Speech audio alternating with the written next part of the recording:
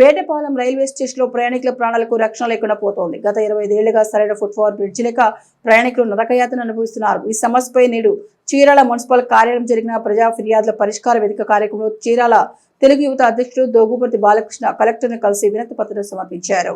బాపట్ల జిల్లా వేటపాలెం రైల్వే స్టేషన్లో foot bridge నిర్మాణం అస్తవ్యస్తంగా ఉందని స్థానికులు ఆవేదన వ్యక్తం చేస్తున్నారు. స్టేషన్ ప్రాంగణానికి సుమారు 200 మీటర్ల దూరంలో బ్రిడ్జి ఉండడంతో రైలు వచ్చిన సమయంలో అత్యవసరంగా ప్రయాణికులు దానిని ఉపయోగించుకోలేకపోతున్నారు.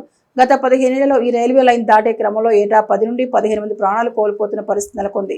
గర్భిణీలు, వృద్ధులు మరియు చిన్నపిల్లలు ప్లాట్ఫారం దాటాలంటే తీవ్రంగా ఇబ్బంది ఎదుర్కొంటున్నారు. గత 25 ఏళ్లుగా వేటపాలెం వాసులు ఈ సమస్యను ఎదుర్కొంటూనే ఉన్నారు. దీంతో చీరాల పట్టణ తెలుగు యువత అధ్యక్షుడు దోగుపర్తి బాలకృష్ణ కలెక్టర్కు వినతి పత్రం అందజేశారు. దీనిపై కలెక్టర్ సానుకూలంగా స్పందించారు.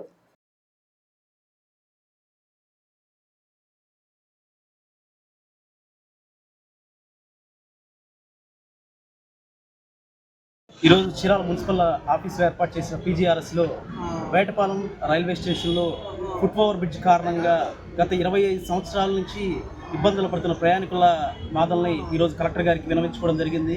ఎందుకంటే మరీ ముఖ్యంగా వేటపాలెం రైల్వే స్టేషన్లో స్టేషన్ ప్రాంగణానికి సుమారుగా 150 నుంచి 200 మీటర్ల దూరంలో ఫుట్ ఓవర్ బ్రిడ్జ్ ఉండడం కారణంగా ప్రయాణికులు రైలు వచ్చే సమయానికి రైల్వే బ్రిడ్జి అది ఎక్కకుండా ప్లాట్ఫామ్ దాటడం వల్ల దాదాపుగా గత 15 సంవత్సరాల నుంచి ఎంతోమంది ప్రయాణికులు ఇబ్బంది పడుతున్నారు. అలానే దీనివల్ల సంవత్సరానికి 10 నుంచి 15 మంది ప్రాణాలు కోల్పోవడం కూడా జరుగుతుంది.